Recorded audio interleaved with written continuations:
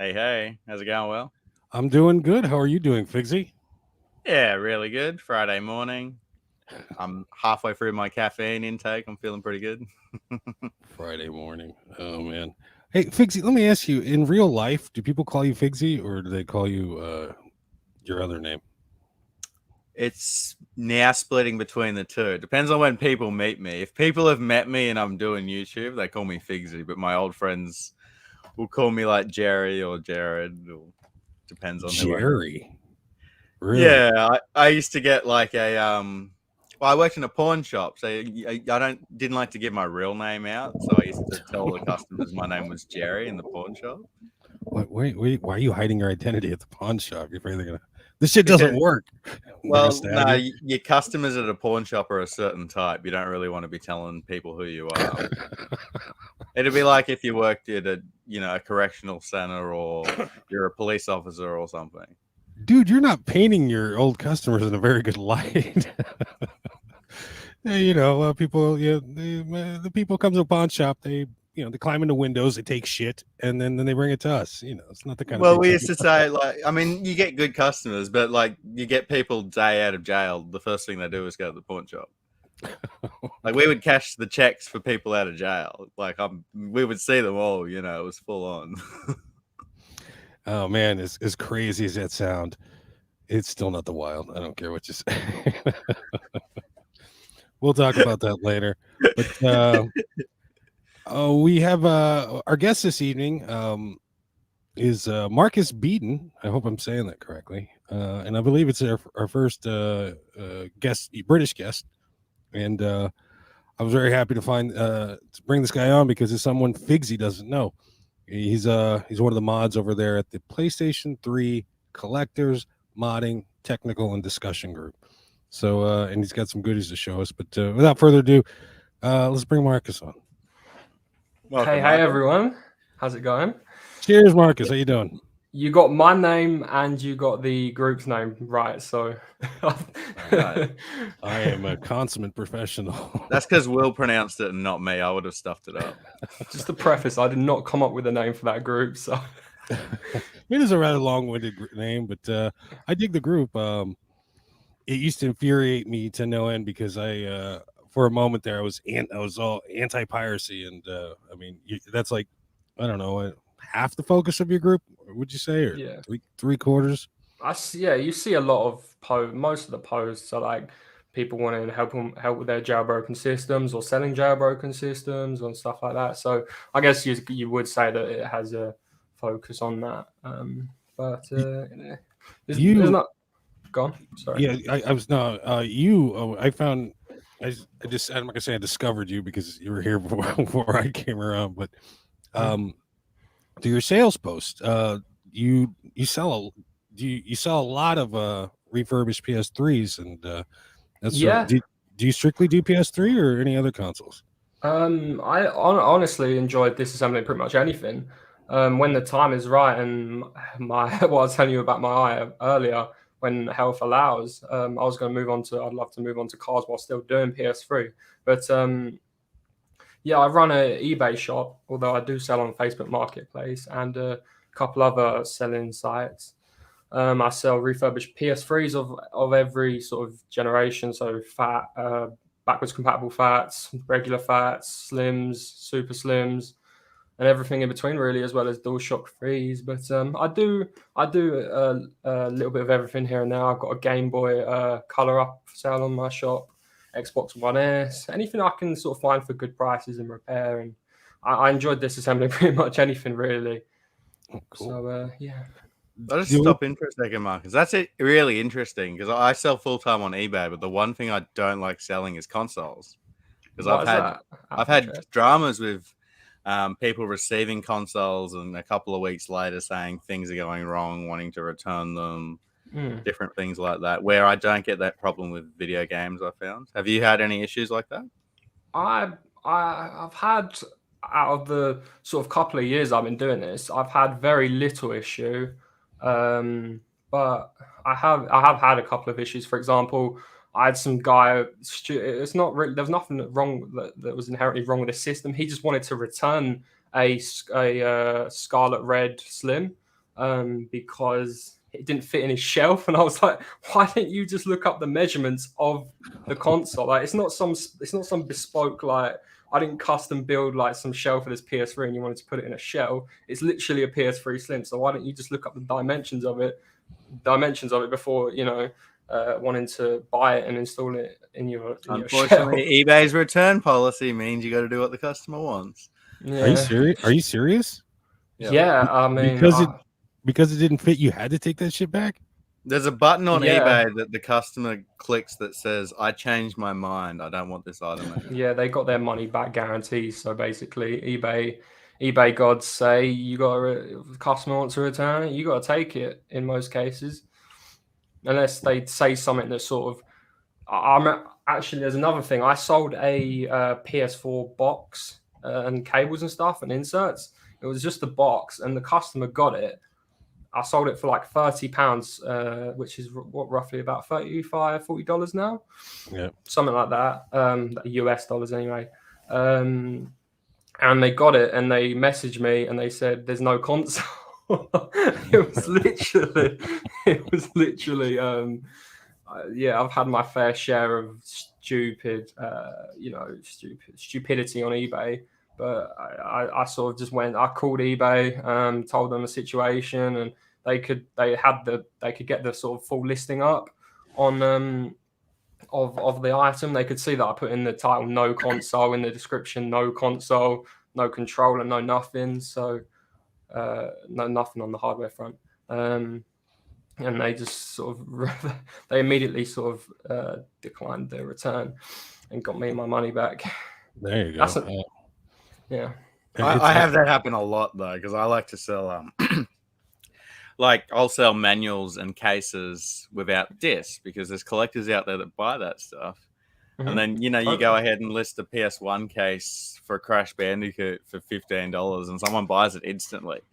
It's just like, it says no game in the title.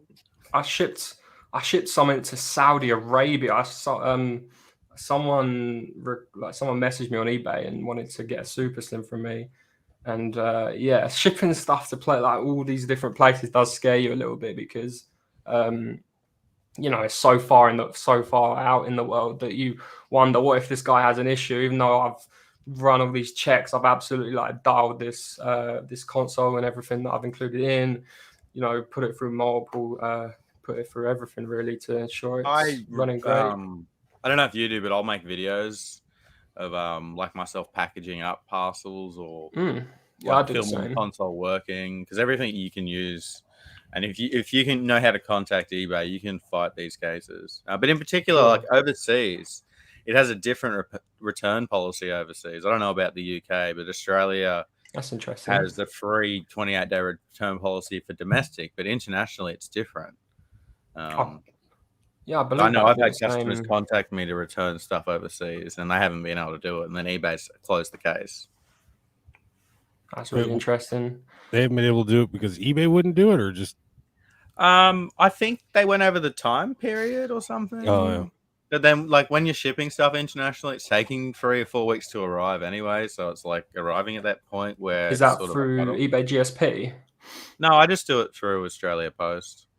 Gotcha. What's GSP? Global shipping program. Yeah, that's the one. Something I specifically use GSP for, and there's someone sort of, because people can always go through PayPal GNS and save on eBay fees, and I can ship them to them directly instead of going through GNS for most things. But I ship DualShock 3s through GNS specifically because of the batteries in them, and I think eBay allow the batteries to come through, and if they're like, I think the sort of stipulation is that they have to be sort of like, it has to be name brand batteries or name brand batteries in name brand products. So it can't just be some off-brand AliExpress or stuff like that batteries. But yeah, I specifically ship DualShock 3s and anything with lithiums or stuff like that over through GSP specifically. I'm going to enjoy talking to you about eBay, Marcus. But before we really dig into this, being the PlayStation Collectors podcast, can you tell our viewers all about your collection? What do you collect? And tell us about yourself. Give us your credentials. This is your resume. What's Marcus all about? I'm all about collecting hardware. Specifically, I'm really into collecting sort of prototype and development hardware. So I've sort of amassed I really got back into PS3 about 2 years ago. So that was the beginning of COVID, when I had some sort of free time to sort of revisit that. And I have some stuff down here. Is there anything specific you'd like me to show that I?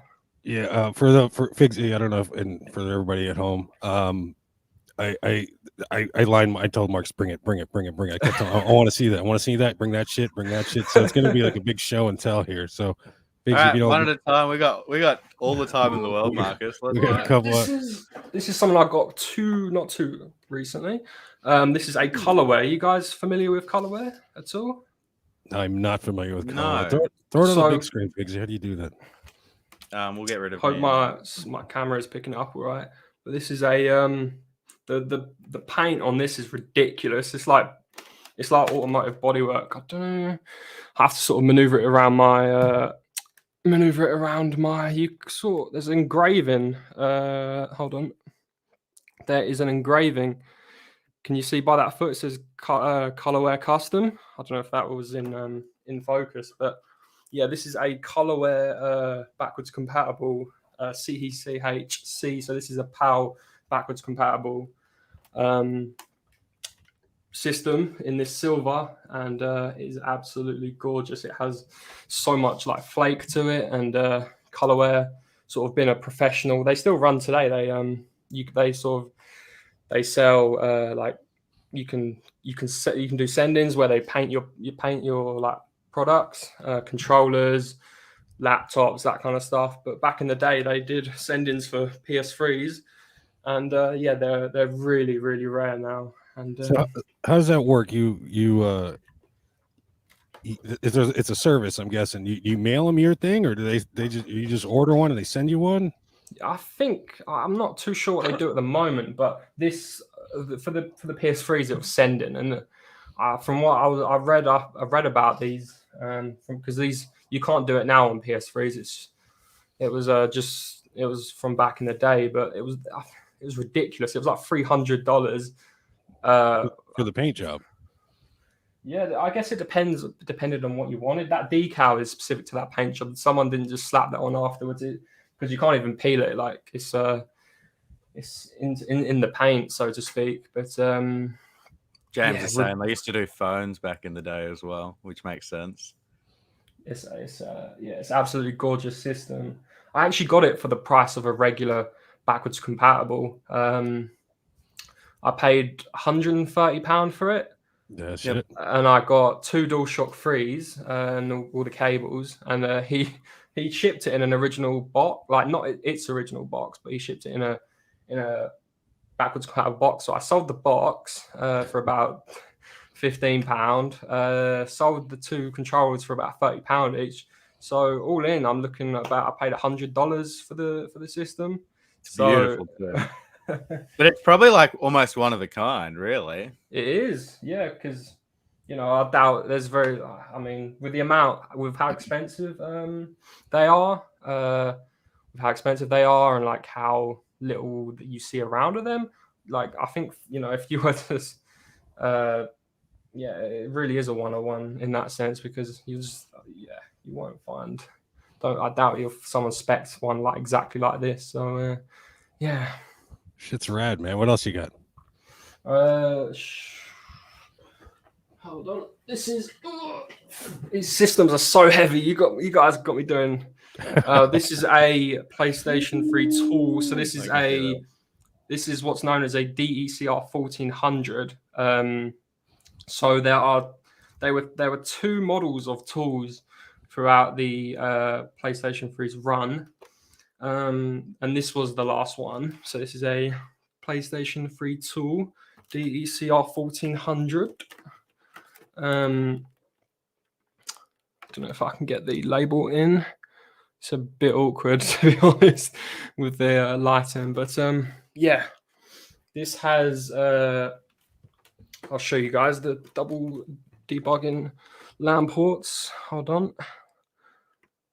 Can you guys see that? I think you guys can see that. But yeah, so it has.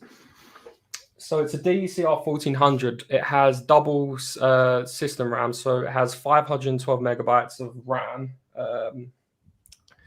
2 debugging ports, or not two debugging ports, 2 LAN ports. One of them is for debugging. There's a specialist software you get with on a PC when you bought these systems from Sony, and yeah.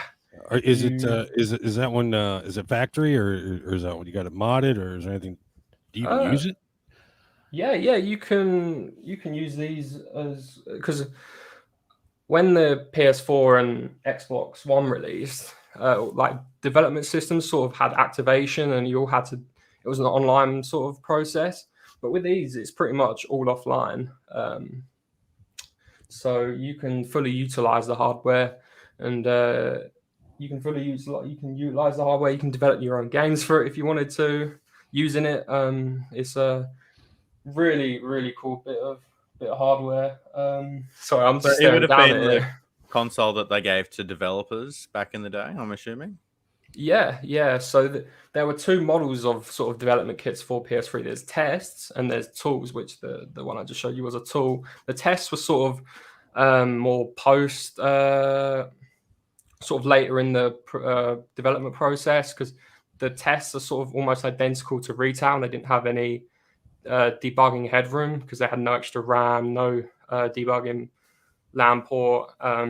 So you had not as much headroom for debugging at all. But these were the sort of serious bits of kit when someone wanted to sort of early in the process put a build onto a disk and slap it in that console and do some real debugging. Yeah. You know your way around debugging a game or the menus. I wish to, but not at the moment, especially with how hard it is to develop for the Cell. Have you guys heard the stories about developing for the Cell? Of the PS3 being one of the hardest systems to develop for, yeah. Something I've really wanted to get. Have you guys? Because have you heard about the Condor cluster? I believe it's called. The Condor what? Cluster. No, I think it's called the Condor cluster. It was a sort of supercomputer made of PS3s. Are you guys, maybe that sort of rings a bell? Oh yeah, I did hear about that. Yeah, you talking about the one by the US Air Force? Yeah, that's the one. I really wanted to get a system from there, but some of them got auctioned off, and I've seen some on the PS3 subreddit. Some people have it and have posted sort of the systems with their little tags on them that indicated they were from that cluster. I'd have loved to get one of those just for sort of like, it's just a really cool bit of sort of piece of history, you know. Yeah, exactly. How many were stacked in that thing? I've seen pictures. I don't know. I'll quickly. I remember. I can find a photo of it. I'll get one up for the podcast. I remember a story of Saddam Hussein doing something similar with PS2s, but nothing came of that. It's apparently 1760. Oh my! God. Shit! So that's a lot of consoles out there. Yeah, imagine the kind of room you need for that, and especially the amount of heat that's pumping out. Jesus Christ! What model were they? All the same model? Or they look like the Fats. They all look. Most of them were at least Fats. I'm not sure if all of them. They look like the Fats. You can see on the far right. Presuming that's the case, then I'm sure it was done sort of early in the PS3's life cycle. That would have been the loudest room. You'd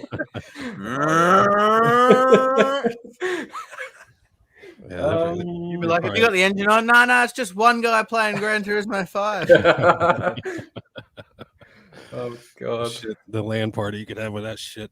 God damn. What else you got? What else you got for us, man? Do you want to move on to some DualShock 3s? Yes. So I have one all stacked beside me. So this is a Middle Eastern DualShock 3. This is something I got on eBay for about £50. Sort of average price for this one's completely sealed. One of the most common questions in your group, in my group, is this a real PS3? Is this a real controller? Is this a legit one? There's not many that were in the box, but there are some boxed ones as well. What's that? What'd you say, Figs? That look like that. I've got one that's in the box. It looks exactly the same as that. Yeah, this is a really common fakes box variant. This little later blister pack. Yeah, this is if that was UK or American, that would be fake. But because it's Middle Eastern, it's real. What else we got? This is a European. You guys won't be too accommodated to this box variant. This is a European. Exactly. European box variant. Is that a late model? Because yeah, this has got trademarks on it for 2014. This is the very, very last box variant. I know you asked me before the podcast if I collect these, but I actually have got that one, Marcus. It's the only one I do have. What, this exact one? Yeah, I'll grab it. Unfortunately, I'm not. I'm in my bedroom. It's not sealed, but it's still in the box. Oh hell yeah! That's so. What's the story behind that? I found it at Cash Converters for $10. So crazy. Was it open? So it decided to move into the collection. Was it open to Cash Converters or sealed? It had their Cash Converter sticker over it, but I realized it had been opened. Was it like new open box or was it? Either way, for $10, but yeah, I think it's a new open box. But because it's been in a pawn shop, it looks secondhand. Mm-hmm. Okay. Cash Converters is the pawn shop. All right. Yeah. What else we got? We got a metallic gold. You guys will be accustomed to this box. Yeah. North American metallic gold. I remember I showed you. It was either on I think it was on the group PS3 collectors. And you asked if the circular seals on the sides were there, because a lot of the fakes have the circular seal in the middle. Yeah, but that's one of the telltale signs of a real DualShock. Well, yeah, one of them. These are absolutely beautiful. These. Yeah, that box right there is the one that's here in the US anyway. That's the ones I'm seeing all the fake ones come in. Yeah, I love they post the photo and it's missing like the PlayStation symbol on the middle of the controller. Yeah, someone say P3. There's all kinds of the infamous P3. A lot of the also you'll know it's a fake if it comes with a charging cable. So if you bought a new controller, you open it up and there's a charging cable in there. It's literally just the controller and the manuals on the real ones. So out of interest, what do you guys look for when identifying real DualShock 3s or obviously fake ones as well? Well, first of all, the analog sticks, the tops, it's got to be 100% dog nose. If it's not legitimate dead dog nose, it's not real. No, I'm kidding. But no, I researched this shit seriously for like days and days because this shit kept coming up. The K in DualShock. Could you bring back one of your boxes if you don't mind, Marcus? Yeah. I know what you're going to mention. Well, this one's not too good because the fonts. I will grab. I was gonna say on the back of the controller near the USB port, the little blue DualShock word. This is the K you're looking for. Yeah, the K. The K should connect to this part. The angle part should connect to the vertical part at a point. It shouldn't be intersecting like this. I don't know if that makes any sense. Yeah, I know exactly what we're talking about. And that's one of the I guess they changed it later, but that's one of the first telltale signs I learned on how to identify a fake PS3 controller. Of course, the circular seals. It's got to be a round piece of plastic. You say they use the round piece of plastic on some bootlegs, but they just put it in the wrong place. Round piece of plastic. Well, the round plastic sticker. Yeah. On the box, it looks like the PS4, but and then again, and you could just the easiest way to tell is just hold the thing because you can feel the plastic. It feels like crap. You're right. Like you can feel the difference. I like that first box you showed, the Saudi Arabian one. I think that's the most prevalent fake one out there. I think it's two for. I don't know. Yeah. Well, the ones that have the PS, like I don't even consider them fake because I instantly look at them and realize that they're fake. but it's the ones that you have to really study. That the ones that I'm like, all right, they're the real fakes, you know. I was really excited to find this one because I've literally, although I've seen a very few couple online, finding a real Middle Eastern is just really fucking cool. So it's just the box style that denotes it as a Middle Eastern one, or is yeah, it's a blister. If you open this, it would just it would be any European, or the label on the back is just European. So if this was unboxed, you wouldn't have a clue it was from the Middle East. But this box is Middle Eastern. Can you see if there's a made in Austria on the back of that, or if it's made in somewhere else? Because I know Middle East have got their own print of PS3 games. I wonder if they've got their own company their own warehouse that do the printing. Just having a look now. I had a couple of friends over in Saudi Arabia that actually bought out an entire PS3 or entire game shop after the PS3's era. So I can contact them and see if they've got any more peripherals over there if you like. I'd love to score me some more Middle Eastern stuff. Wait, who bought what? What now? What's this story, Figs? I got a couple of friends over in Saudi Arabia, and a game shop shut down right at the end of the PS3's era. So they ended up buying the entire stock of the game shop. Did they buy it? I mean, how long ago was this, or recently? Like 2015, 2016. Shit. Long time ago now. But, when you're buying 15, 20 copies of every single game, you're going to have lots of variants left over. I heard that. So what are the goodies you got for us, Marcus? I got a test. I was telling you guys about the differences between test and tools. This is a test. So this, although it's missing the flap, this is based off of a CECHA. So this is sort of development CECHA system, almost identical in terms of hardware as a normal CECHA, but the really only difference, sort of hardware wise, is that it sort of has HDCP disabled, so you can sort of stream. Okay. You can sort of stream to an Elgato or wear that, because every time I use my PS3, I got to tear that thing off. Yeah. Tear what thing? The HDCP.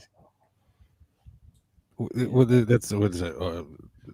It's so you can stream. So you can't record it. I mean, I've heard there's ways around it. Just a cheap little adapter, but you got to get the right one, and it'll bypass the HDCP, so you can. It's fucked that they do that. So I used to use a HDMI splitter, and that would bypass it. But then you're running like 3 HDMI cords, so the chance of something failing is even higher. And it kept failing on me, so I stopped doing it. That's interesting. I haven't tried streaming off.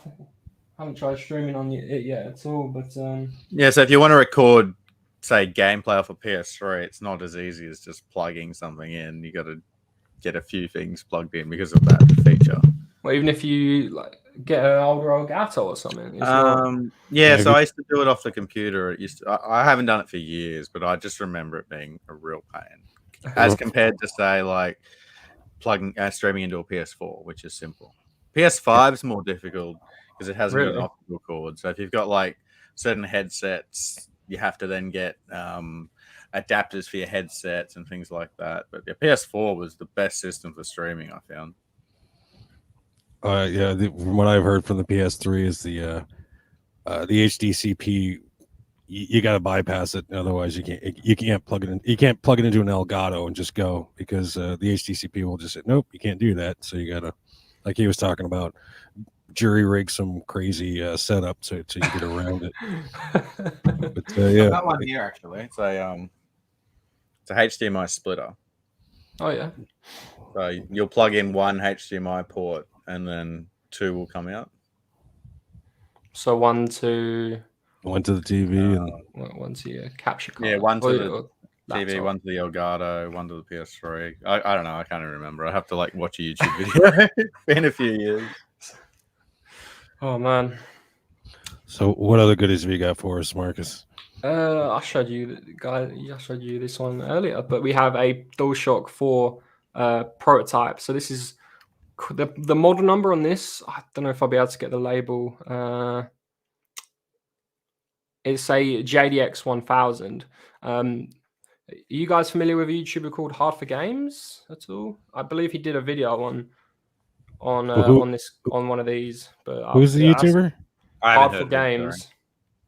He does a lot of videos where he, sort of does videos on development and prototype hardware, and he gets sent in stuff by sort of collectors and stuff who collect that kind of stuff. And he did a video on one of these. I was telling you guys earlier that it came with it's a weird that they call it a prototype, because it went with early development kits before PS4's release. But yeah, really, really cool bit of kit this, and quite visually different from a DualShock 4, and feels quite different to use, although it still retains everything a DualShock 4 has. Does the top light up? Not the... Yeah, so this is the early DualShock. The V1 DualShock 4s just had it at the top, didn't they? But the V2 sort of had it at the shine through at the front. But you can't actually press that. It's not a button. No, okay. No button. Just the touchpad here. Although the lighting's pretty bad, but it does have the touchpad. I think glossy. It looks really cool. It's glossy. There's sort of like the from the D-pad to the face buttons and across the touchpad, it's all glossy. So you got to look after this. This one's in really nice shape, actually. But yeah, most of these would have got destroyed. A lot of development and prototype hardware does. I've seen sort of Reddit posts of like 50 sort of Xbox 360 XDKs. They were in the back of a truck getting taken to a scrap yard or a landfill. Sorry, that's sad to see. Where'd you hook that one up? Where'd you get that? I found it on eBay. I honestly don't remember exactly how I found it, but I always look up sort of weird development model numbers here and there, and maybe that's how I found this one, or I just typed in PS4 prototype or something. But the seller sort of knew what it was, and yeah. Yeah, shit. If I'd seen that in the wild, I'd be like, "What is this fake piece of shit?" No, just but no shit. Now I have learned. Now I'm gonna keep an eye out. Don't go to this game shop. They sell fake controllers.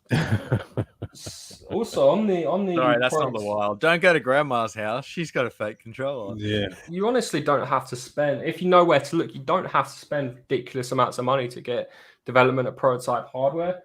I mean, I imported the test system I just showed you for about £130.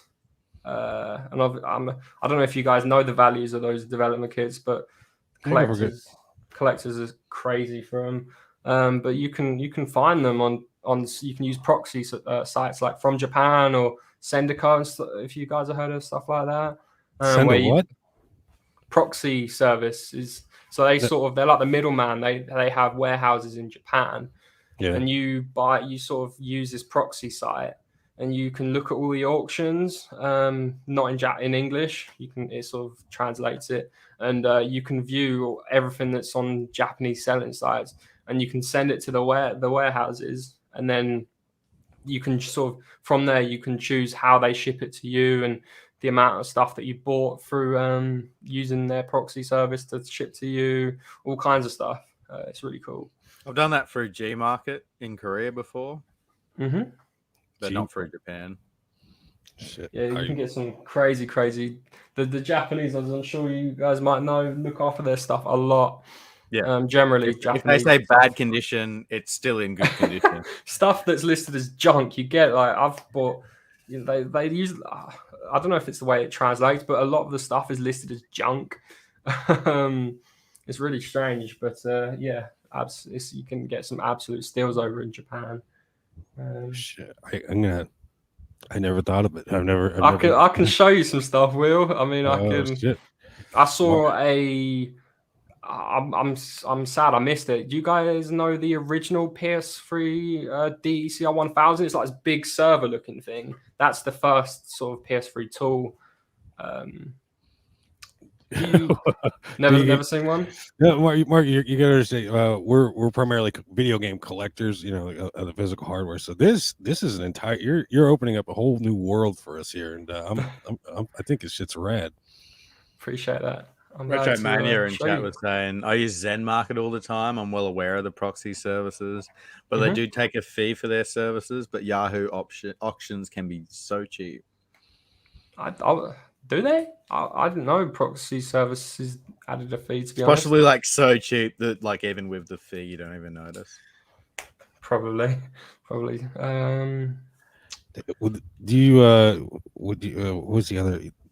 Show them the DualShock 3. Oh yeah, the 6 axes. So I wish I could power it up for you guys and connect it, because I have no outlets close to me. But this actually has a red. The PlayStation button lights up red. I don't know if you guys. So this is the model number on this is a CBEH 110, and it looks, if you saw it sort of at a glance, it would look identical, almost identical to a 6 axis, but you can see it doesn't say 6 axis or DualShock 3 at all. So this is an earlier 6 axis. Let me try and get that in frame for you, in focus. Hold on. Come on, C920. Don't know if it's going to do it. Doesn't want to know.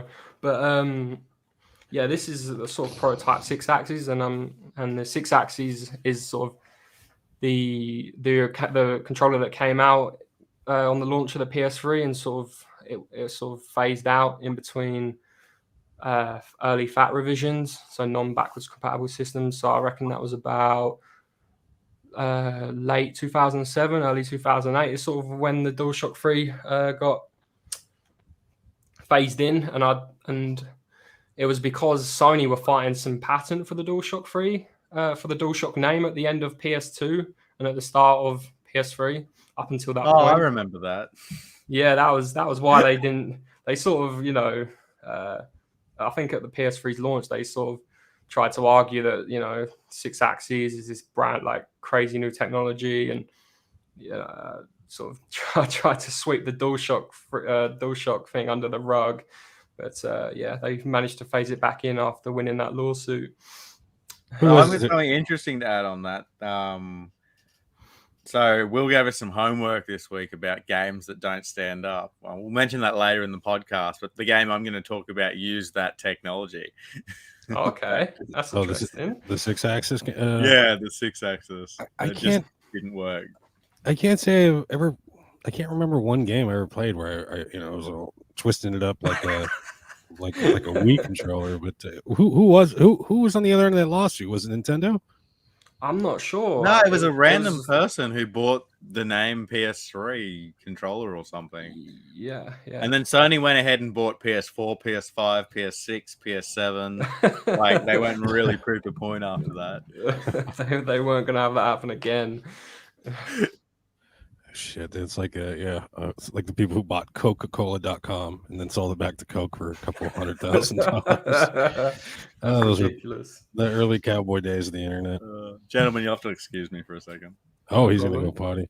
Now, while he's gone, Marcus, there's a certain Xbox item that you're gonna bring on the PlayStation Collectors Podcast, and now while this is a PlayStation Collectors Podcast, we do support all hardware.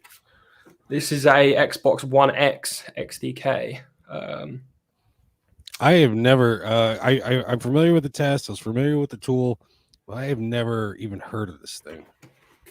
Yeah, and it's the same. This is a debug test console. Yeah, so this is a very rare bit of kit. This is a Xbox One X XDK, so it's based off of the One X, of course, of the previous generation. I know a lot of people get confused nowadays, at least on the the naming convention that Xbox has done from one to series.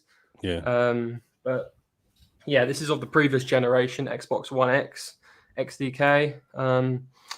I don't know if it will come up on camera, but you might be able to see on the gloss panel on the bottom, there is an OLED screen next to the USB ports. I'm trying to sort of shine it so you can sort of see see the little OLED screen. Yeah, I can see it. Yeah, I can see it.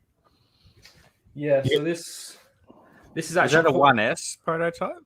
It's a 1X XDK, so it's a 1X development kit. Oh, a white 1X. That's interesting. Don't you have two of these things? There's the back. What I like about the 1Xs in general is how easy they are to take apart, because the screws are literally, or at least on the retail 1Xs, the screws are literally right on the back, and you don't have to peel any, any clips. There's no clips, and you can just sort of, screws are right there. But I've got a little thing up on my iPad that's, because I know most of the differences between this and a retail system, but so it has a 1 terabyte NVMe SSD on top of the 1 terabyte hard drive that 1Xs have, which is quite awesome, like pretty amazing, really. The speeds of an NVMe drive are ridiculous. That's almost what you need in a console these days, though, with some of the sizes of games. Indeed. Like if you're going to play Call of Duty, you need a 1 terabyte extra hard drive in your console. Yeah, I've got in my PS5, I got a 1 terabyte SSD. I filled that. Was it 675 gig usable? Up so quickly. Excuse me. I don't, and I got to delete every game, and if I want to play something new, it's such a pain. I've got like 5 games on my PS5. Jesus. What are they? Well, I've got Red Dead on there because I want to finish it, and it's such a big game. And Gran Turismo's on there, so that's half the hard drive. My God. Gran Turismo 7? Yeah. But I'm still playing it, so I don't want to delete it and then have to reinstall it, you know. How are you enjoying that? Out of interest, because I played it quite a bit. I mean, I've like 15 hours in. I'm mainly just doing like the license tests and the challenges and stuff.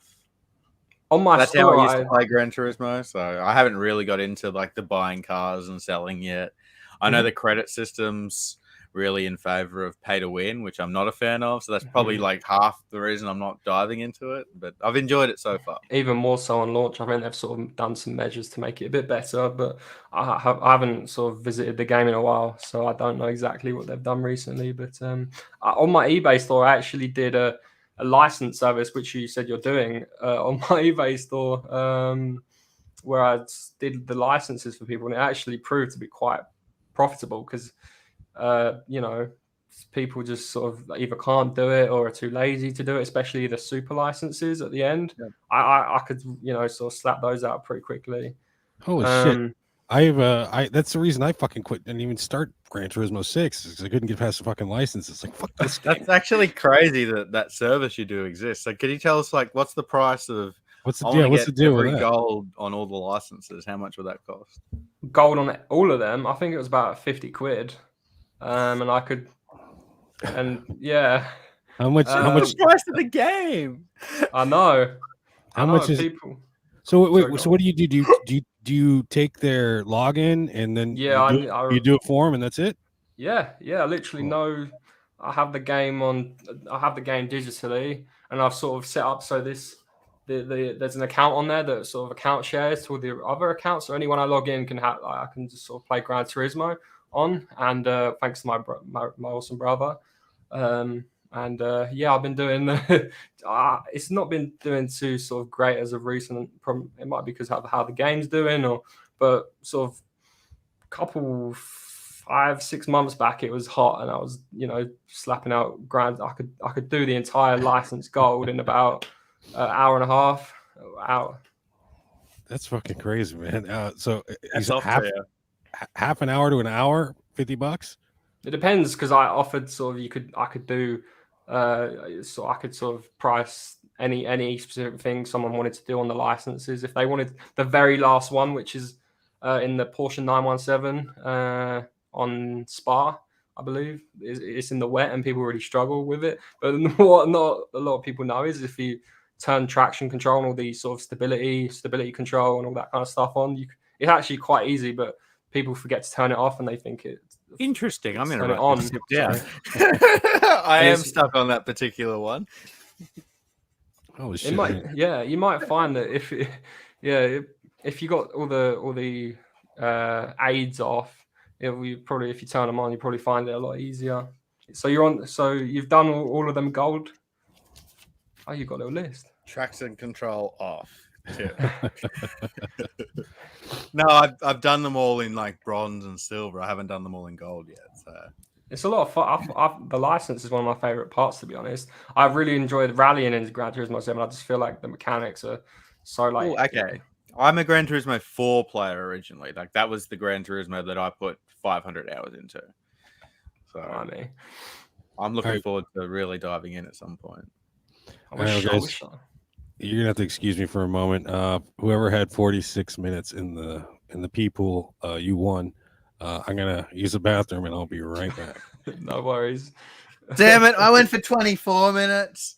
It's gonna be me next at some point. You give me an idea about Marcus. Like I've never even considered charging someone for a service in a video game.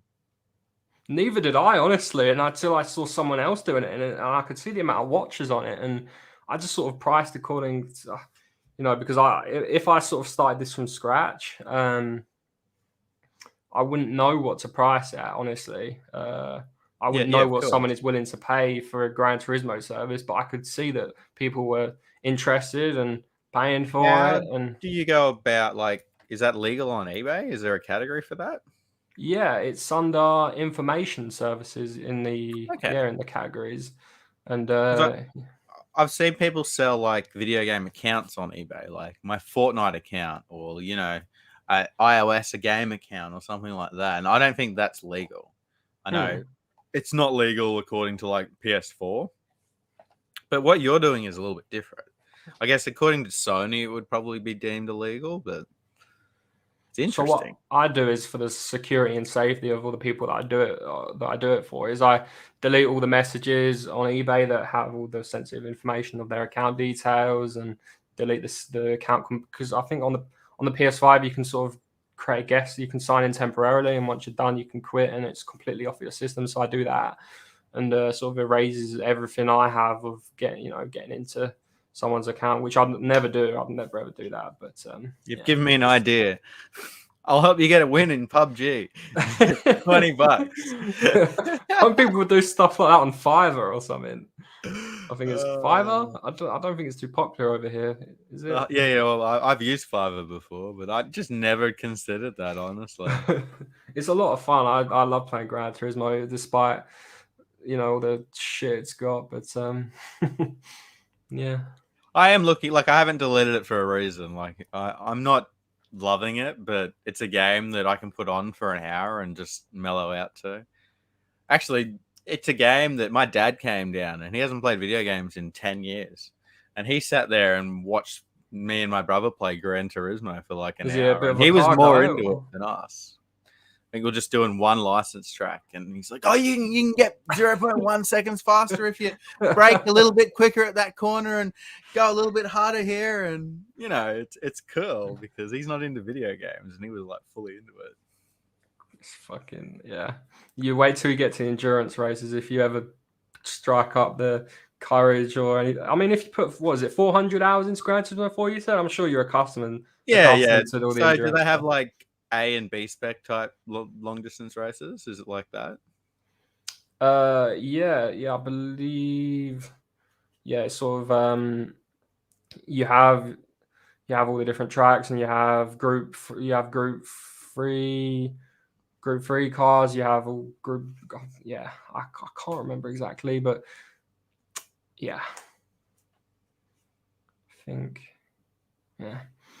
I remember as a kid doing like Nuremberg 24 hours, and there's another European one that's like 14 kilometers long, doing that 24 hours in Mans or something.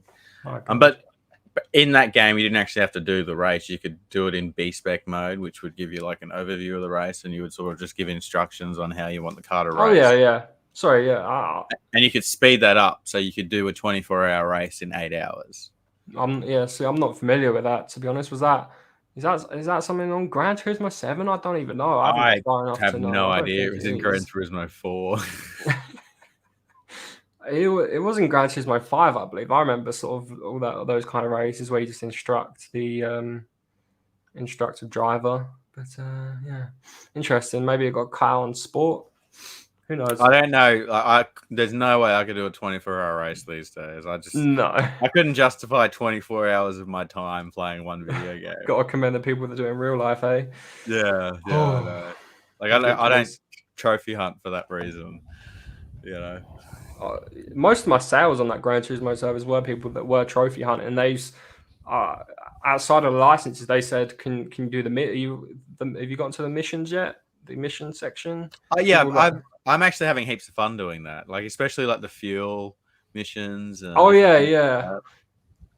The getting them gold is you really have to sort of study. You have to like. Yes, the fuel ones are pretty hard for the whole to get race gold. and things like that. I really enjoyed this doing. I wish they were like full like lap drift sort of events, but it's just like short little distances, which is a shame. Yeah, but Gran Turismo is all about the realism too, so you know. I haven't played a Gran Turismo game since I quit 6, so I have nothing to add to this conversation. Well, you're only missing one. I mean, I wouldn't call Gran Turismo Sport a full game. I'd just call it an online experience. On that note, guys, I assigned you guys some homework. Did everybody bring their homework with them? We did. I did. It's in here, but okay. Well, I'll start because I've already started talking about one of these games. Well, oh really? Let them know. Tonight's homework is it was supposed to be PS3 games, right? Yeah. Shit, I brought up PS4 game, but it doesn't matter. It works both ways. And tonight's homework was pick a game that one game that held up and another game that didn't hold up today from the PS3 console. So Figsy, you say you want to go first. Go ahead and let it rip. What do you got? When the PS3 came out, it came out with the 6-axis controller. And of course, bringing out a controller like that, they're going to make a few games like that. So one of the launch, I believe it was either a launch title or it was released in year 1, was Lair. And Lair was launched with the premise that you are going to use your controller to like move your dragon. Anyway, this came out to be like one of the worst controlling games of all time. If you play this today, it actually has an update. So you can actually change the controller to like drive manually, which was like the entire premise of the game. Was it like massively clunky? It was awful. There's full videos about how bad it is out there. So this is my game that doesn't hold up today, and that's Lair. So it's exclusive, is it? Yeah, I believe it was a PS3 exclusive. Interesting. Only on PlayStation. It should say on the front, shouldn't it? Yeah, it doesn't, but I do believe it was. Yeah, I think so. All right, so that's your game that didn't hold up. What's the game that did hold up? Well, my game that did hold up is a game that wasn't an exclusive. It is on the 360, but I prefer it on the PS3. It's a game that people love today, and they're screaming for a number 4, and I actually believe that they have announced a number 4. But if you go jump on this, the servers are still active. There's still heaps of people watching it, heaps of people playing it, and that is Skate 3. And this is one of the best skateboarding games ever. Oh, yeah. And I cannot wait for Skate 4 to come out. Yeah, I was going to say, there's a Skate 4 slated to release, right? Yeah, but they announced it a couple of years ago, and it's still like in limbo land. Yeah. Skate 3 is still a very, very popular game. Like I sell this every time I get a copy. This will sell in less than a week because there's people who want to play this out there. Are there servers still up for it out of interest? The online servers are still up too. Awesome. So I was playing. I've got a video up playing online maybe a year and a half ago, and that video's got like thousands of views because people want to see Skate 3. That's awesome. All right, Marcus, you're up next. What is your game that didn't hold up in 2022? My game that didn't hold up on PS3 is a game that isn't exclusive to PS3, but it is something that the way it runs on PS3 is something that I want to highlight, and that's Fallout 3. Now, as you progress through the game and your save file gets bigger, on PS3 specifically, it has an issue where as your save file gets bigger, the game will sort of have it will progressively get sort of freeze more, and it will just freeze the console. And this is, I believe, it's something to do with the RAM. The sort of, because the way the PS3 works, it's not like the 360. The 360 has sort of a shared RAM pool, and on the PS3 it's sort of separate. So you have your system RAM and you have your GPU RAM, but on the 360 it was sort of shared, so to speak. And yeah, the game as you progress, it sort of becomes sort of it just freezes and it gets a bit unplayable, and for that reason, that is why it's didn't hold up well on PS3, because the way Bethesda have optimized it, I believe. So Skyrim's the same.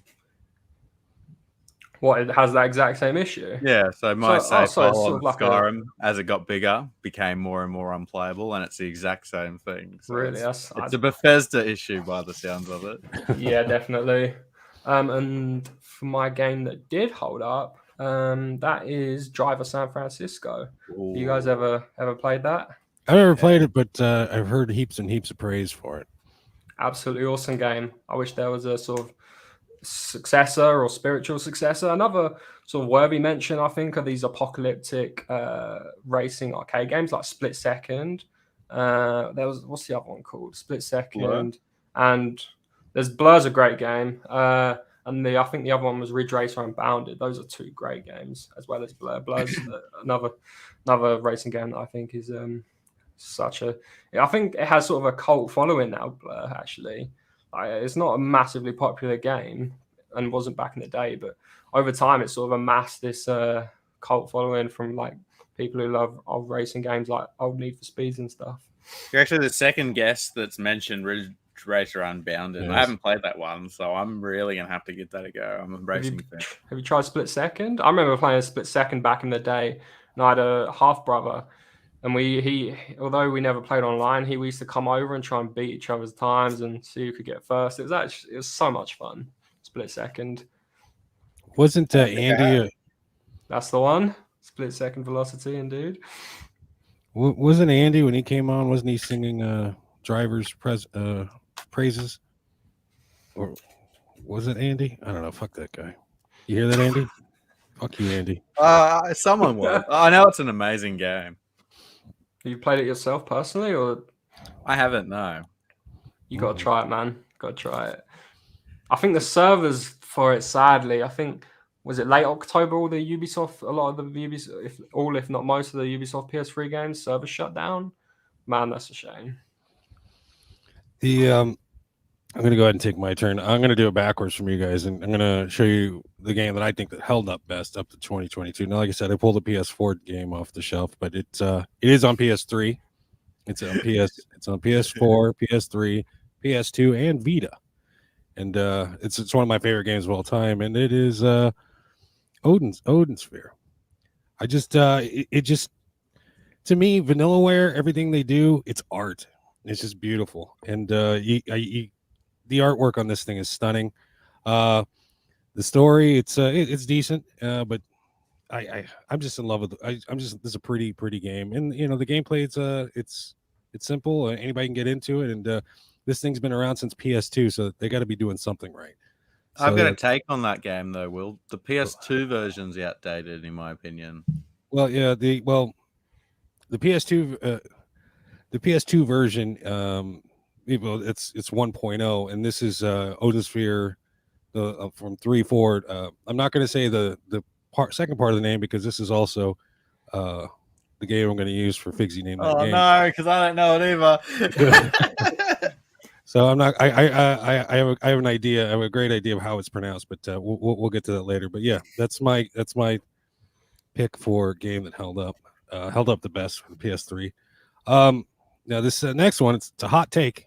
It's probably going to upset some people, but I am no stranger to hot takes or upsetting people. So a game that didn't hold up, 3D Game Heroes. The way that I'm taking it as like, this fucking 8-bit bullshit is tired and it's fucking worn out. All right. I'm sick of seeing fucking AAA. I wouldn't say AAA, but everybody and their mother's doing an 8-bit throwback. And for that, I've lost my taste for this. It's because this shit's overdone now. All we see, I mean, This thing was cool. It's pretty. It's fun, and it's rather pricey as far as PS3 games go. But the whole 8-bit genre to me is worn out its welcome, and for that reason, 3D Game Heroes does not hold up in 2022. Have you played that one well? Have I played this? I've put about 3 hours into it. Okay. Just like I do it, and but I've never played a Zelda game, so I have nothing to compare it to. Everybody says it's the PS3's version of Zelda, and it's a great game, and it's not. Never played Zelda. I'm not a Nintendo guy. I'm not anti-Nintendo because I'm a big, believe it or not, I'm a big Pokemon fan. But no, I've not finished the game. You get a big sword. It gets bigger when the guy gets excited or something. I don't know what the fuck's going on. But at any rate, that's my interesting you say that. That's one of my favorite PS3 games. I think it's amazing. So man, they just beat this 8-bit shit up. It's just been done to death, and everybody does it. I mean, a huge portion. We get it. It's kitschy. It's a throwback. Whatever. Blah blah. This shit. Stop. I got a PS4. I want a game that pushes PS4 graphics. I mean, any dickhead, fucking 10 minutes, and the fucking computer can spit out an 8-bit game. But I'm over it. Why? Do you think people just do it to capture the heart, the retro, like 8-bit, like retro community in general? Or well, yeah, it's I don't know. It's a trend, and I'm sure there's no end to the trend either, and it doesn't seem show the time any signs of stopping. They do it, I guess, to appeal to the old school gamers, And I agree. Today it's a trend, but I think when 3D Game Heroes came out, it wasn't a trend. Well, and then when it came out, it was tits. It was great. Now it's tired old bullshit. But 3D Game Heroes. Do you guys have any sort of like 8-bit games that have come out in the year that you think are like not the bullshit? I can pull out. I don't. Shit 8-bit PS4 games because there's so many of them. I don't even fuck half the limited run library. Yeah, thank you very much. Because they're cheap and they're easy to crank out, and hey, let's there's only 10,000 of them. You got to come and get it, and it's overdone. And that's my hot take on a game that didn't hold up for the PS3 in 2022. All right, Marcus, I don't know if how many of the old of our back catalog you watched, but we do have a segment on this show. It's called Figsy Name That Game. Figsy is rather infamous for just butchering the titles of video games, and we love him for it. I told Figsy he needs to go back and on his channel and take all his videos, because he just I used to sit there and I'd be on the couch and I'd be yelling at the TV, and my girlfriend's in the kitchen like, what the hell's going on? It's like Figsy's fucking up games again. But anyway, this is this is today's entry is, we all know the first part of it, Odin Sphere. But there you go. You should be able to read that. All right, Figsy, name that game. Odin Spear. Uh-huh. All right. Leaf Razor. What? Leaf Razor. Leaf Razor? Is that we're locking that in? It's actually I know it's Leifthraseer. Leifthraseer. There you go. Odin Sphere, Leifthraseer. I learned there's a 70s heartthrob named Leif Garrett, and that's the first part of his name. I guess this is some sort of a Nordic name. Someone might correct me in the comments, but yeah, Odin Sphere, Leifthraseer. There you go. Then you did it with an accent. So thank you for playing. This has been this episode's installment of Figsy Name That Game. Thanks for playing. Oh man, what else we got on the docket? Do you got any more goodies for us, Marcus, over there? I've showed you pretty much all of. I mean, I have sort of retail stuff, but I could show you. It's not something that's particularly rare, but it is something that is particularly beautiful. Ceramic white. Is that the Japanese one? Yeah, it's a 40 gig because there's a couple iterations of the ceramic white, but That is a 40 gig. For people who know PS3 model numbers, it is a CECH. Fucking hell, I'm moving my mic around with it. CECH H00. Hold on. If I can. As I said, I'm having to maneuver this around my microphone. Is it going to pick it up? My mic, my webcam's been shit, but the camera's like, nah, not today. Not today. I've got that console, Marcus, but mine's a cream color. Oh, it's yellowed because of the sun. I've got the box though, so it lives inside the box. You thought about retro brighting it at all? What's retro brighting it? What? Even I know what retro bright is. Never heard of it. It's a process by you basically yellowed consoles. Marcus, elaborate, because I don't know what the fuck. So you're essentially using UV light to bleach the plastic. So you dunk it in a solution, and people use like tubs and stuff, depending on what you need to retro bright. And you set an array of UV lights, and I think preferably you put it out in a nice hot sunny day or something, and over time the system will sort of unyellow itself. Interesting. I definitely need to do that because I was considering selling it too. So maybe I'll let the person who buys it'll be interesting to see how it works on a glossy PS3. Because mainly people do it on like old Nintendo stuff, like SNESs, NESs, GameCube, like the front ports on GameCubes, Dreamcasts, that kind of thing. Yeah, like the Nintendo, the NES Marlboro edition. It's all just covered in yellow, gross bullshit. Man, Sandblast is hydrogen peroxide. I have read that it sort of like weakens the plastic retro brighten, but I don't think it's to any degree that it sort of compromises it in any way. But I could be wrong. But it's interesting to read about. But yeah, I've seen YouTube videos. I mean, anything and everything you want to know is on YouTube. So yeah, retro bright. You're saying you have a YouTube channel, Marcus? You're working on it. You're gonna. I have the YouTube channel created, and I have some videos created that I'm going to be uploading soon, but nothing as of yet, due to some personal shit with family and my eye, unfortunately. But some videos to come very soon. It's going to be like I'm going to make a video on how to identify unboxed DualShock 3s and sort of like, because I want to document DualShock 3, like the sort of all the different revisions and the box variants and stuff, because there is so much misconception about it, I find, on various places, on various forums, on Reddit, and I just sort of want to dispel it, to be honest with you. I want people to be able to identify real DualShock 3s, because I know there are so many people out there that they think they're incredibly rare, but I go on eBay and I see tons of them because I know what to look for, but people sort of assume that so many of them are fake. But what's your channel called, Marcus? It's just Breeze at the moment. Breeze. That's sort of my online identity. How do we spell that one? It's BREEZAY. I'll try and get it up and leave a link for everyone. Z is the letter Z for the rest of the world. Sorry, yeah.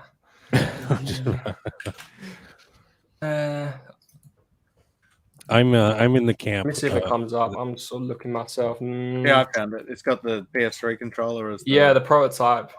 I just left a link in chat, guys. So be sure to go subscribe to Marcus's YouTube channel when he gets some videos out for us in the future. Dude, we need that PS3, the DualShock 3 video really bad, because I'm of the camp where I see a DualShock 3 loose. I'm already assuming that thing's a big piece of shit. I can tell if I'm holding it, but I can't tell from looking at a picture. Photos. Yeah, photo. I mean, then I'm sunk, because people, is this real? One of the other, speaking of ways to, I've heard you can identify if a PS3 is fake or not, is you take the thing and you plug it in, you plug it via USB into your computer, and a fake one will say one thing. I can't remember exactly what it was. And a real one would say PS3 will say DualShock controller, and the other one will just say like PlayStation controller or vice versa. I can't remember, but there's supposedly lots of ways, and the texture is supposedly different from a fake to a real. Do you have any fakes lying around that you just keep for research purposes? In my other room, I have a work room, and there's a couple in there. I have a couple fake white ones that sort of came with a console, one of the console bundles I bought. But it's interesting you say about sort of plugging it into a computer, because I find that that even fakes cannot sort of identify themselves in the ways that real DualShock 3s do sometimes. There's other ways that you can, if you have it in hand, of course. Real DualShock 3s, if you plug them into a wall charger, they won't actually charge. But a fake one will. A fake one will. And usually you have things where fake ones don't stop charging and stuff like that, and the way the sort of the patterns on how the lights flick sort of pulsate as they charge. Fake ones fake ones will charge off of anything USB. Real ones require what's known as a USB HID connection, which is sort of like most computers, games consoles, anything with anything with sort of a CPU and USB ports will be able to charge a DualShock 3 because it needs that USB HID sort of handshake, so to speak. It's like something on fake controllers. A little bit controversial. Like, we're all collectors. We obviously want the genuine one, but I think fake controllers is actually good for the gaming market because controllers are expensive. People can go out and buy like a $15 controller and they work and they can play. Like, that's great. Well, my argument there would be there's a difference between inauthentic or third party and a bootleg or a fake, because I agree with you there. Being advertised as genuine. Yeah, if it's trying to pass itself off as a legitimate, you could be seeing the box as a legitimate Sony product, then that's a bootleg piece of shit. But if it's like what's that last PS3, the PS3 controller that just came out, like I can't remember, Retro Brawlers or something like that. They've recently come out with a third party controller for PS3, and it'll also work on the PS2 via dongle. And it's just a good solid controller. But they're not trying to pass themselves off as a DualShock. And unfortunately, DualShocks are getting rare and rare because people just using them up, and they don't know how to fix them, so they end up in the garbage. I used to have a drawer, a graveyard full of them, but I sent him off to a friend, and he did what he could, and I don't know exactly. I think he kept some. I don't know, but used them as spare parts. He's one of the admins over in my group, Sean Drek. What's up, Sean? If you're watching, but if you're trying to pass yourself off as a legitimate thing, and you're not, you're a bootleg piece of shit. I don't care how good your controller is. But if you're third party and you're saying, hey, here we are, go for it. I found that there weren't many, like with the PS2. There's a ton of third party controllers, but not many came out for the PS3. Yeah, I remember that. I remember back in the day owning third party controllers for the PS2. Yeah, it's the old meme, the how the guest gets the fucking shittiest controller in the fucking house. They get the mad cats and shit. Here's the mad cats. I used to play with like the third party Broncos, like sporting team controller, where I'd give my friend the genuine one. Here, you play with this crappy one. No, but the PS2 had a lot of third party controllers. You ever see those monster controllers for the PS2? Oh yeah. Yeah, those things are fucking weird. Like mad balls. But I think that PS2, GameCube, the Xbox generation was like the generation of like really weird controllers. I think there's a game I remember. Wolf Den, Bob Wolf did a video on a GameCube that controller had a fan in it, and there's like all these different controllers that have these weird designs of that era. I feel like I've seen that. Yeah, it's got a fan in it, so your hands don't get all sweaty when you're. Yeah. What kind of gross, sweaty bastard are you that you need a fucking fan in your controller? But yeah, they made it, but yeah, the third party's gone away more and more. Now people they're just faking it, especially the PS3.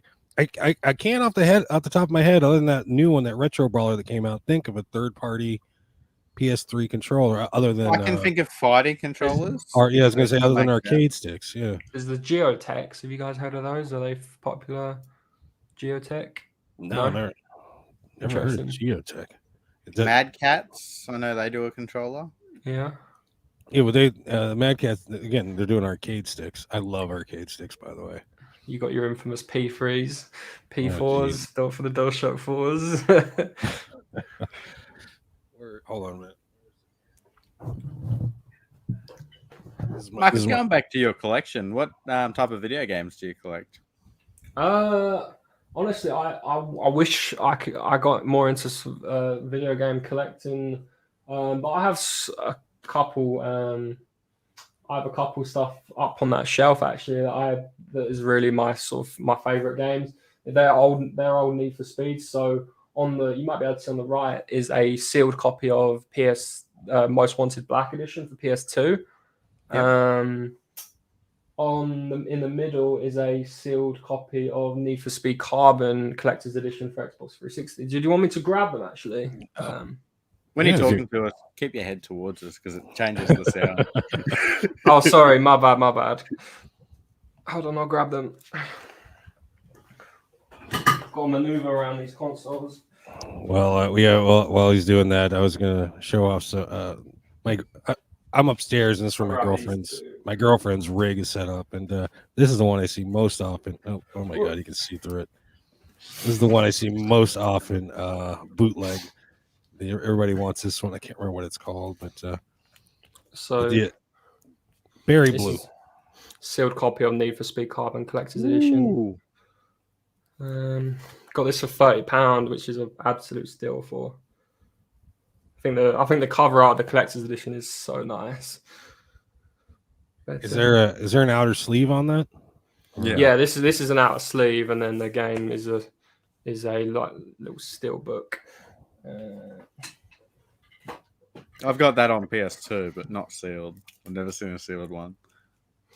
And then we got I was dubious of this sleeve, but I've done my research, and surprisingly, this is a Most Wanted Black Edition, which is actually quite on the PS2. I think it's even rarer on the original Xbox. The Black Edition, it isn't too different from the base game. It's just in the challenge series, you have a couple extra stuff, and there's a couple extra cards that you can use. But yeah. Is there anything on the spine that says Black Edition on that one? Yeah. Okay. Yep. Nice. I think I asked this last show. Do the PS2 games have a seal?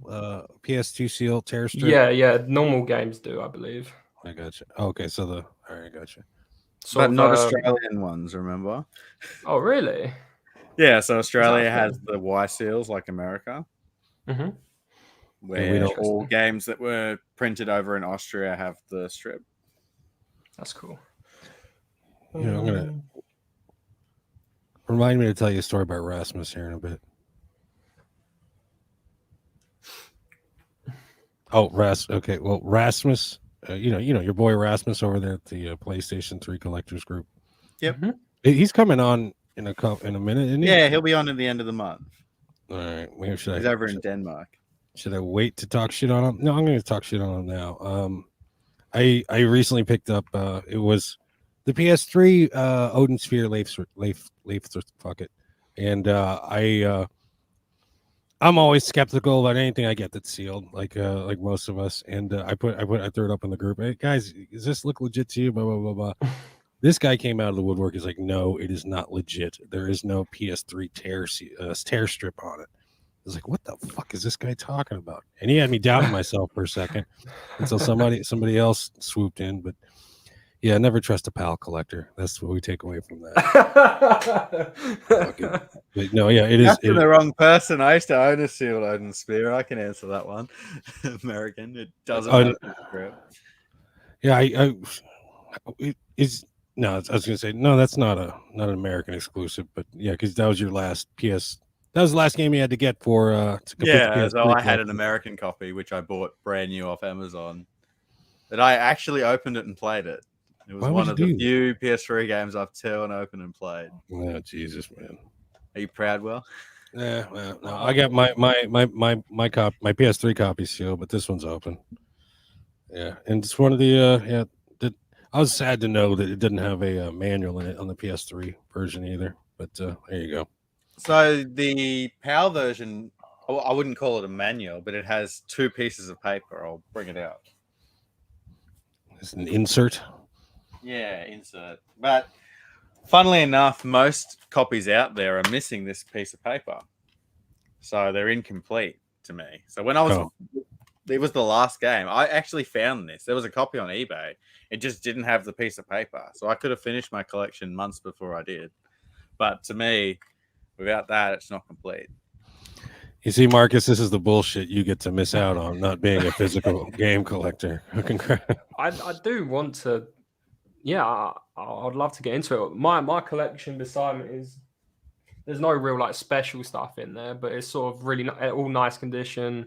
Just your regular games that I've amassed from collecting, like just buying game bundles, and I just nab because I can just nab any sort of nice games here and there from anything that I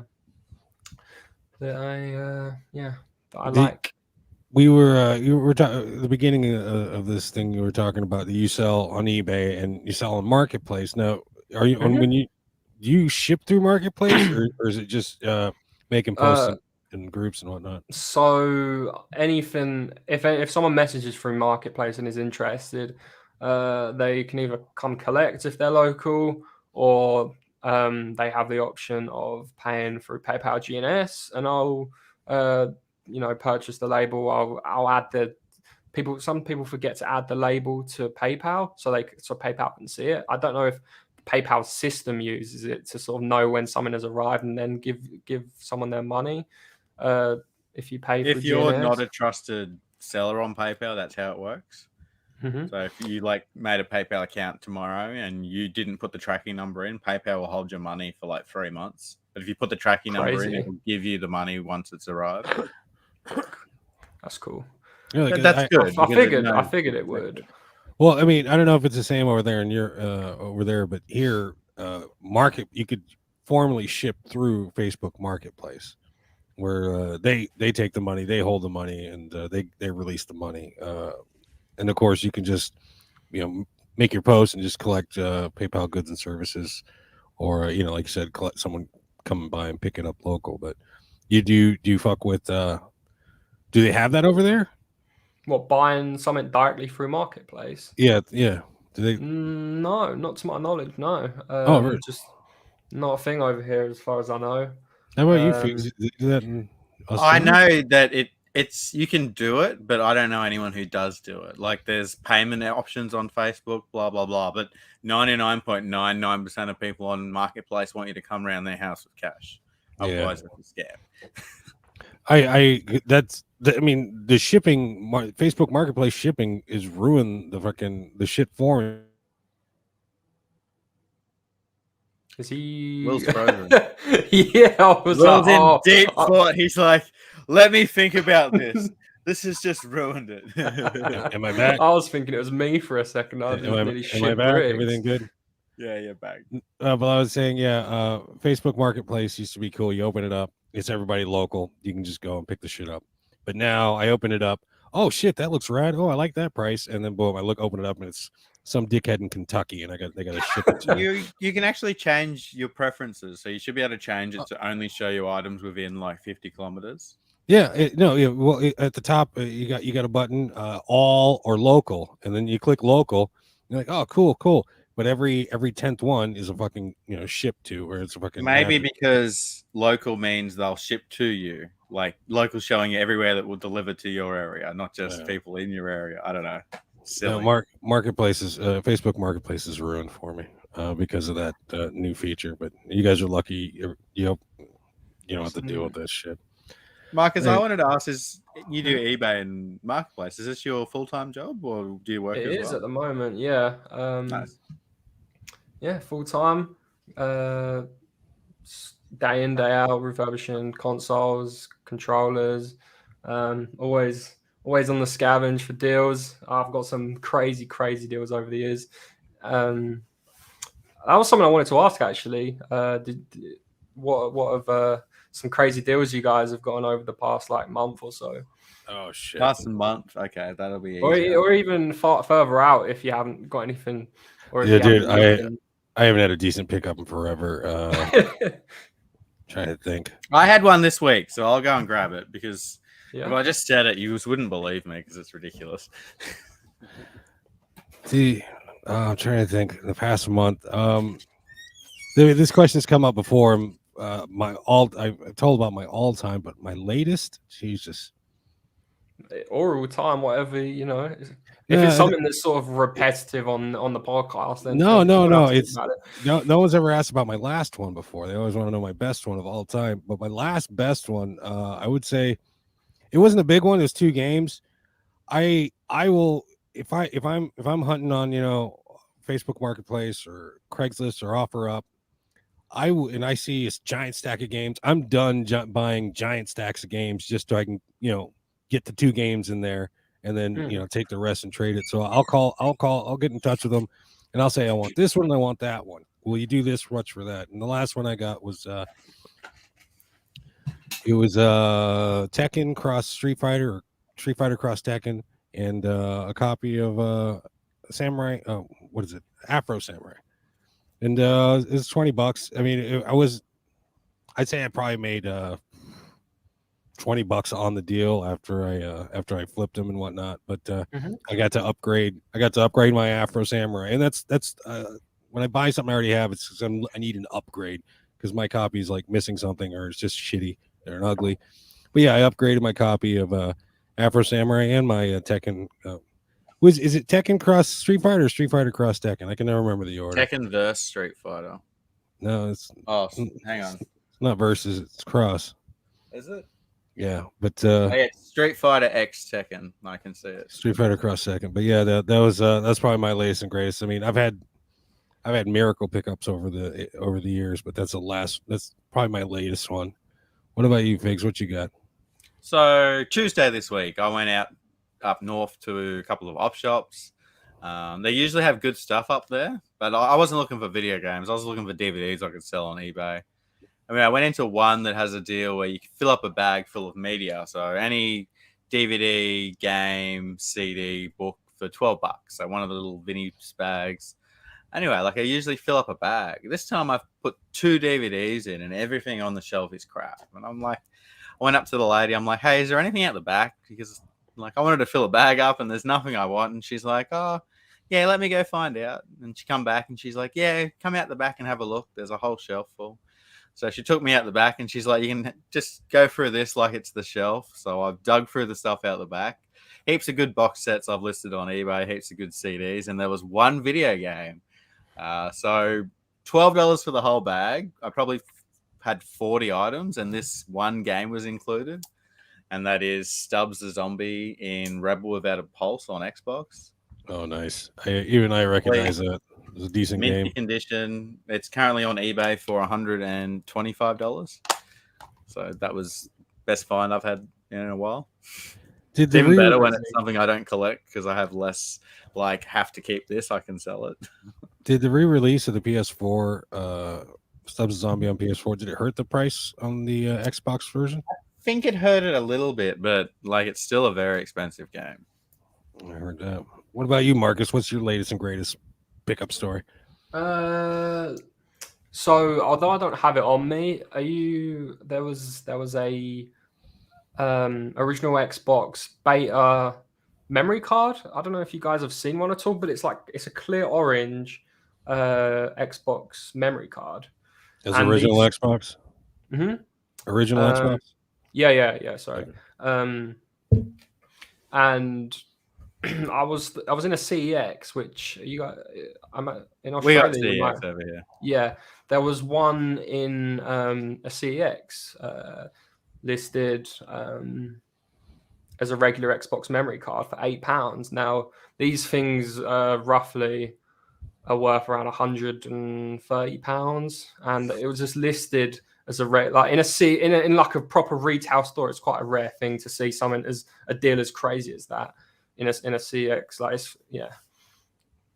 but you wouldn't see it on the website because it would have been listed wrong. Yeah, it would have just, if you bought one online and the store sent it to you, you wouldn't have no idea, because it's just listed as a regular memory card at £8. But this was a Xbox Live beta memory card with it. There's a cap that goes missing on a lot of them, and this one even had its cap, which adds quite a lot of value. And I sold it to a guy in the States for $150 all in. Following week, so that was a nice. I really like original Xbox, and I did think about keeping it, but I was just like, it's part of like this sort of kit that you get. It was a beta testing kit, and you got like this sort of this case, and you had like some pamphlets about Xbox Live and about beta testing for it, and I was. Although the memory card was really cool, I don't know, it didn't mean much to me personally, and I feel like an Xbox collector should have it, or someone who may have tested it back in the day. So yeah, this is fun, man. That was gonna be my question. Did you keep the thing or did you flip it? But no, $8 into 120. You said? Yeah, around $150 roughly with shipping. So yeah, flip it, ship it. But then when you're working full time on eBay, it's different between, working full time and collecting. You really have to, make that $120 rather than put it in the collection. Honestly, I was in the CX that day, and I went out, and my brother was looking outside, and he went back in. So I just thought I'd go back in and see what he'd just be with him and see what he's up to and see what he's checking out. And upon going in there the second time, I saw it and I was like, how did I miss that? Because it was literally right there. And I was like, oh my God, thank God I went back in there. Like finding gold. Literally. Although this isn't a latest find, one of these, I have two of these box variant DualShock 3s. And I found one on a Gumtree for £5. And it was sealed. It might be this one, or it might be another one on my shelf. But some people just have no idea. I've heard of Gumtree, and so is it? It's basically like off Craigslist. It's like right? Facebook Marketplace before the Facebook Marketplace. Indeed, I think the main thing is that you don't really have to fiddle around with sort of. I don't know, proving to Facebook that you're not a bot. It's just, you make an account and you can create listings immediately. So I think, you sort of get I find that you get more time wasters and stuff like that on there. But if you can really find some amazing stuff, as you can most places, if you strike it's very funk here, but I'll search every 3 or 4 months, just a general video game search in the area, because I still find stuff on there. But I find it's only older people who use it these days, who aren't on Facebook. It's the same. Craigslist has gone the same way here. It's for older people who don't use the newer apps like Facebook. Yeah, Craigslist and Gumtree would be similar. I think Craigslist was definitely more well known. So you guys got a Craigslist over there? Not at all, but I know all about Craigslist, and Marcus, you would as well, I'm sure. Yeah, I see all the posts. People I see quite a lot of stuff about Macari. Is that quite a good one? Yeah, is that more? That's the platform I sell on. It's like I would say a simpler version of eBay. It's a little more the way Mercari has it set up is you put your item up, you post it, blah blah blah, you ship it.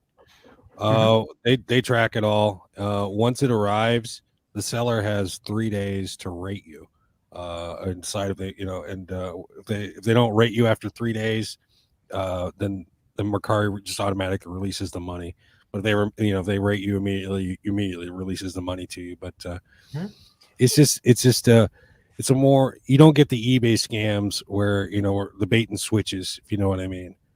I that's the big horror story I hear a lot about on eBay is people send out a product, they send out an item, seller gets it, seller says I want to return it, and he returns it, and it's the same item, but it's fucking beat the fucking shit. So they just basically they upgrade it for free. But eBay do have policies set in. Like the problem is you have to jump through hoops. Like over here, if that happens, and it's happened to me before, I've had to then go to a JP, which is someone that is basically like a trusted person in the community that can sign off to say this person's actually confirming that, they sent out an item and it's come back damaged. And then I've had to then send that letter to eBay, and then eBay will refund the buyer. They'll also refund you, and they'll take the loss themselves. It just is a process to do that. But if you're doing the right thing and you can prove to eBay you are, they will cover you. I've had me on Mercari. It was a cheap item. It was like an $8-10 item. I can't remember, but it came out to me, and it was not as described, and I wanted to return it, and the Mercari said, you know what, just fuck it, you guys, and they refunded both of us, so I got a free item. I got my money back.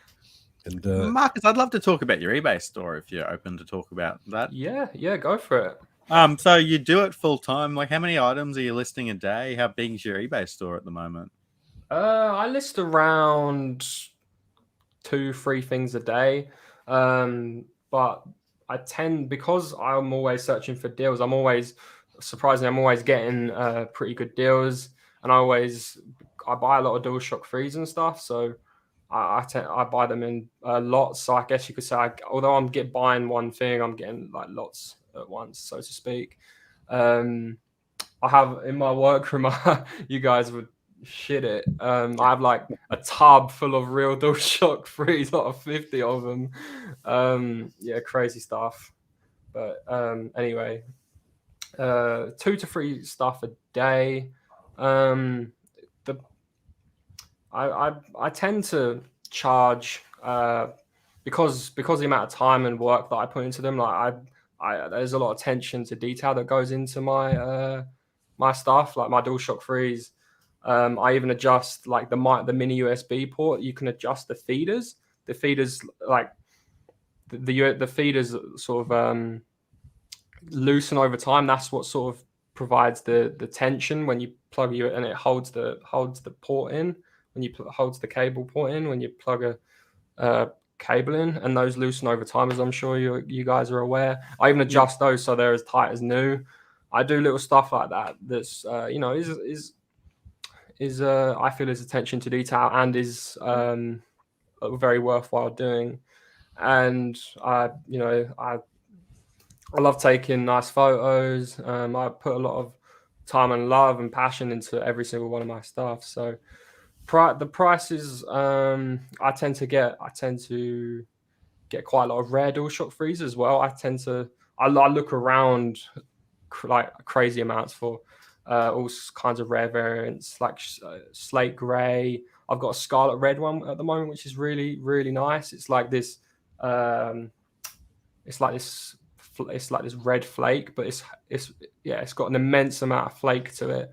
I don't know if you guys have ever seen like a scarlet red PS3 Slim in person, but it's the same controller that goes with that, and those consoles have an immense amount of like flake in the paint, and this is gorgeous. I've sold quite a few slate grays overseas to the States, and in general I sell quite a lot overseas at the moment, which is amazing because I never thought starting doing it that I'd be selling stuff overseas, to be honest. I'll just add on that point, I'm selling a lot overseas, in particular to America, and I think it's got something to do with both of our dollars being a lot weaker to the American dollar at the moment. So for American buyers, it's just so much more appealing. Even shipping, like I can ship something domestically for $9.70. If I want to ship that same item to America, it's $15. Like, it shouldn't be that. It should be a lot more expensive. Even going across the ocean, it's crazy how cheap Americans can get items at the moment. I was looking through Facebook. Because I wanted to read one of your posts because Marcus, the freaking work you put into these things is crazy. But I see you picked up a God of War PS DualShock 3 and yeah. And what's that blue one that's next to it? That is a candy blue. So that didn't release didn't release in PAL, but it released in NTSC and NTSC J region, so Japan, Hong Kong, and the States, North America, Canada, that kind of stuff. And that one's from Hong Kong. And I sold that to someone in the States earlier today, actually. Nice. You mind telling us what you brought it in for and what you let it go for? Yeah, sure. So, although because the prices of DualShock 3s I think vary in various regions. The God of War one tends to be worth around £50-60 here in the UK. I've sold quite a few in the past months for around 65, and I think over the past couple months I've struggled to find them a bit more, so I've raised the price because I've had to buy them a bit higher sometimes. I bought the God of War from a cash converters for £40, and I sold it for 75 in the bundle. There you go. That's and the candy blue. I always check newly listed on eBay if I'm looking for stuff, because it's always where you get the best deals, because you're seeing stuff as it's coming, basically. And I saw this candy blue come up, and I know it's a rare variant, not released over here, and swooped it up for £20 with shipping, so $19.99, no shipping included. And it was £60 I sold it for, so it was $134.98 for both. That was not including it was shipping. So the way GSP works, you just deal with shipping it to the GSP center in the UK or wherever you are. I believe in the US it's Kentucky, is where the GSP center is in the States. And eBay, because the buyer's paid in excess of what you're listing it for, and that's to cover it going from the GSP center to the buyer. And it was £134.98 for the pair of them, refurbished, fully working, and a lot of time and love put into both of them. I actually just sold my God of War controller, and I think I got like 110 for it, which would be like 60 or 70 pounds, around the same price. But for me, I only collect complete stuff, so I didn't have the box, so I'm like, it's got to go. Yeah. In Japan, I don't know if it's Japan exclusively, but it was as a bundle you could buy it in Japan. So it had the game. It was the way Japan bought like some of the box variant. Like it wasn't just the controller. Like it wasn't like just one of these boxes. It was sort of like a window box that was shaped like this, in this sort of fashion, with a controller and the game behind it. So I know of the ones, like some of my dream controller are over there, like the Final Fantasy Lightning Returns one. Oh yeah, beautiful. Yeah, I've done one of those before. They're awesome. And then Tales of Xillia 2. Oh, there's so many of them. Sorry, go on, Will. No, go ahead. Finish your thought. I almost bought a brand new Tales of Xillia for, I think it's £50, but for some reason it got to I used the proxy service, and it went to the warehouse, and for some reason they couldn't get it to me. I don't know why, because I don't know, it was really strange, but it basically they automatically refunded me, which is that's really strange, because they allow batteries. I think FedEx are fine with batteries, and I've gotten controllers and stuff from there in the past. It could have just been the buyer going, I don't want to send this to someone that's not in the country. Cancel. It's really weird. I'm sorry. I keep interrupting you. No, I'm talking too much. No, you go. No. We want our guests to talk. I usually can't shut either of us up, but shit, if you get, I wanted to bring attention to one of your posts, because this is what it's like, hey, I got to get this guy on. So, you know, so people appreciate the work and the care that you put into things. So just listen to this. This is a sales post for a white DualShock 3. Fully refurbished, genuine classic white DualShock 3 for sale has been fully disassembled. All plastics getting bathed in hot soapy water and wet brushed, with the motherboard getting a clean with isopropyl alcohol, and all contacts cleaned with a Q-tip. Everything works just as well, just as it did when it was new. To prove it's genuine, I have included a couple photos with the back off, showing the motherboard and the VX5 revision. I've also tightened the mini USB port by adjusting the feeders so cables will hold tighter, and you'll feel more resistant plugging in the cable. Not to mention spraying contact cleaner in the analog stick modules completely to rid them of any dirt inside. This unit is in really great shape with some marks here and there. Beautiful DS3 variant. The contrast in the white has all buttons, analog sticks, and dark gray accents. It's just gorgeous. Gets great battery life and will be fully charged before dispatch. This is somebody who cares about their shit. And Mark, sold. Yeah, I mean, I hope you have this on cut and copy and paste, because it's a fucking a lot of shit to post every time you sell. But that one is, yeah, for sure. You can tell you put care into it, and hats off to you, man. That's a lot of work.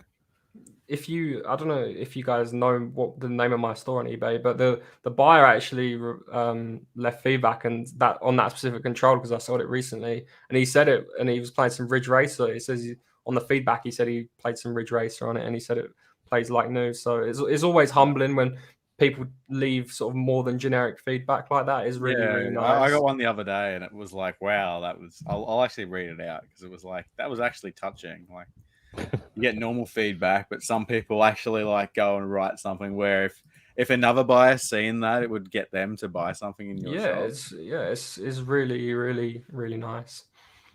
Not enough people take time to write caring feedback or even to read the feedback. But no, if I'm buying something on eBay, I'm suspicious as fuck, so I got to check everything. I'll read this out. It said it was a steelbook for the 360. Item came exactly as shown. The return policy was also a plus, as it can be a gamble to buy pre-owned items, but things went very smoothly and I'm satisfied. The game came a little late, but that's to expect it, as postage doesn't proceed during weekends, which is estimated to arrive, but that's fine. Overall, a positive experience. There you go. People just tell me to fuck off usually. It's usually like, item came, thanks. Yeah, thanks for the shit. I really pride myself on feedback, actually. I just passed 2,000 this week, so I've made a post about it. Big accomplishment. I always leave customers feedback as soon as they pay for an item, so it's nice to get it back. Do you is 2,000? I mean, does that earn you like a special badge or? So it's 5,000. The color of your star changes, so that's the next little goal. Did you? eBay used to have a buyer ranking system, like back in the 2000s, according to the rating, but they took that away a long time ago. Crazy. On that note, guys, I'm gonna call it, because I got a kindergartner I got to do homework with. I don't know why they give her homework. She's fucking. I've got eBay stuff to do, so I think it's about time for that. And I'm sure Marcus wants to go to bed. Am I right? Oh yeah, I'm getting pretty tired, but honestly, like I've had a bit of hit of adrenaline, to be honest with you. It's been amazing talking to you guys. And hey, we're happy to have you. Everybody, plug the eBay store one more time. What's the name of your eBay store, Marcus? So it's sort of like, at the moment it's a generic sort of given eBay like a suggestion eBay name. So it's Marbeado 0. So it's MARBEADO 0. But that's subject to be changed once I want to brand myself properly for PS3 stuff specifically, but I'm not sure. I've been dabbling with some ideas in my head, but haven't come to one yet. So be sure to check out Marcus's YouTube channel, guys. He hasn't got any videos up at the moment, but he is planning on doing a lot of DualShock 3 videos in the future. It will be in the description of wherever you're watching the podcast. Oh, and one last plug for you, Marcus. PS3 collectors, modding, technical, and discussion. If you guys want a DualShock, mouthful. Yeah. If you want a DualShock that's been cared for, refurbished to no end, yeah, the real deal as well. Go find them. Go find them on their website or their Facebook. Yeah, PS3 Collectors Modding Technical and Discussion. Go find them on Facebook. This Sunday's podcast, we have Gundam Rust Gaming, so be sure to join us for the next podcast, guys. And again, thanks everyone for watching. Thanks for coming on the show, Marcus. Thank you for having me. No problem, Marcus. Good night. We'll catch you guys on the next one. Peace. Peace out. Peace.